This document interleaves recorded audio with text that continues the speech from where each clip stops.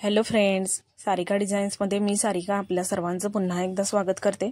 तर आजच्या व्हिडिओमध्ये बघा मी एक सोपी अशी ट्रिक तुम्हाला सांगणार आहे हंडी गळ्याचा आकार करण्याची। तर एकदम सोप्या पद्धतीने ही आज आपण ट्रिक पाहणार आहोत। तर इथं बघा मी आपलं जे फॅब्रिक असतं मेन फॅब्रिक ते कट करून घेतलेलं आहे। त्यानंतर अस्तर ही कट करून घेतलेला आहे। अस्तरचा गळा कट करून मी जिथं आपण हंडी गळ्याला नॉट लावतो तर तिथं छोटे छोटे कट देऊन घेतलेले आहेत, म्हणजे समान अंतरावर आपले नॉट यावेत यासाठी। आता आपण गळ्याचा आकार डायरेक्ट शिवायला सुरुवात करूयात।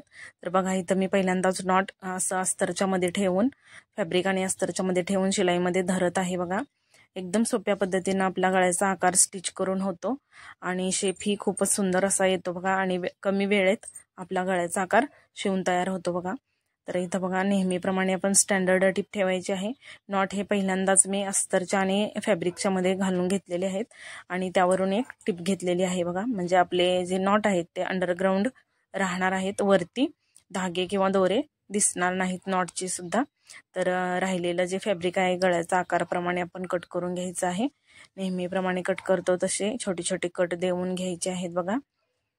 एकदम सोप्या पद्धतीने अगदी 5 मिनिटात आपला गळ्याचा आकार शिवून तयार होतो। आता अस्तर आतल्या बाजूला उलट करून आपल्याला त्यावरून नेहमीप्रमाणे एक दाबटीप घ्यायची आहे। खूपच सुंदर आणि सोप्या पद्धतीने आणि झटपट आपला गळा स्टिच करून तयार होतो बघा।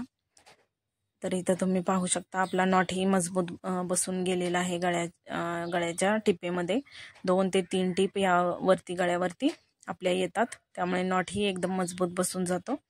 तर गळ्याचा आकार अशा पद्धतीने अस्तर व्यवस्थित हाताने करत करत आपल्याला टिप मारून घ्यायची आहे। आता ही टिप मारून झाल्यानंतर मी तुम्हाला गळ्याचा आकार दाखवते। किती सुंदर असा गळ्याचा आकार आलेला आहे।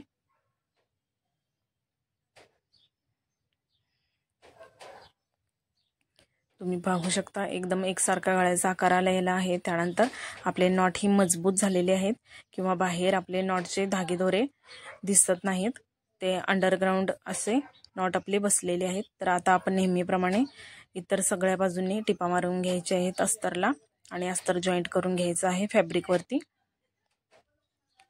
आणि अस्तर जॉईंट करून झाल्यानंतर आपण राहिलेला जो ब्लाउज पीसचा एक्स्ट्रा कापड आहे तर ते कट करून काढायचं आहे बघा।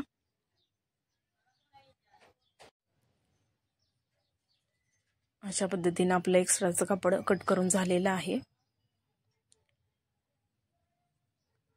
आता आपण नेहमीप्रमाणे पाठीमागच्या बाजूला टक्स देऊन घेऊयात आणि कमरपट्टी लावून घेऊयात। तर टक्सचा असं मी माप हातानेच टाकून घेतलेला आहे बघा। एकदम सोप्या पद्धतीने आपला टेप न लावता पाठीमागचा भाग पटकन तयार होतो।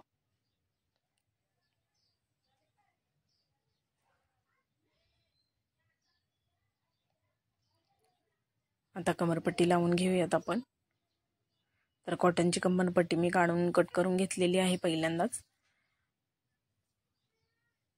एका बाजूला काट असल्यामुळे आपली इथंही एक एक्स्ट्राची जी टिप लागणार होती तर तीही वाचलेली आहे बघा। तर दाब टिप मी देऊन घेतलेली आहे। आता कमरपट्टी आतल्या बाजूला दुमडून आपण त्यावरती एक टिप देऊन घेणार आहोत।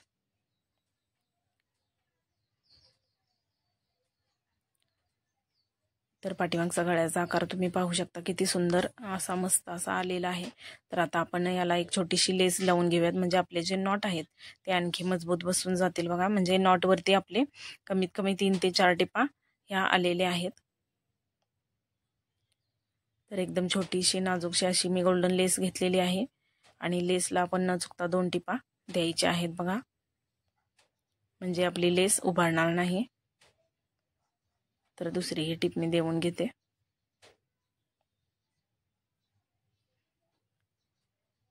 आता आपल्याला करायचे लटकन। तर छोटे छोटे मी एकदम छोटीशी नाजूक अशी डिझाईन बनवून लेस लावून लटकन बनवून घेते आणि ते आपण आता ब्लाउजला लावून घेऊयात।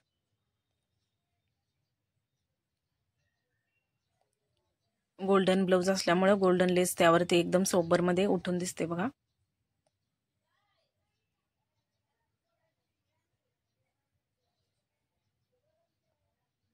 तर अशा पद्धतीने एकदम सोपे असे मी लटकन बनवलेले आहेत कापडी।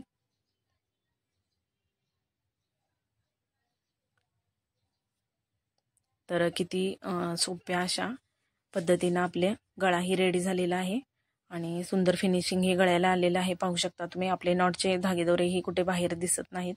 तर आजचा हा खूपच सुंदर असा व्हिडिओ तुम्हाला कसा वाटला हे मला कमेंट करून नक्की सांगा. व्हिडिओ आवडल्यास लाईक करा, शेअर करा, चॅनेलला सबस्क्राईबही करा. पुन्हा भेटू एका नवीन व्हिडिओसोबत. तोपर्यंत थँक्यू.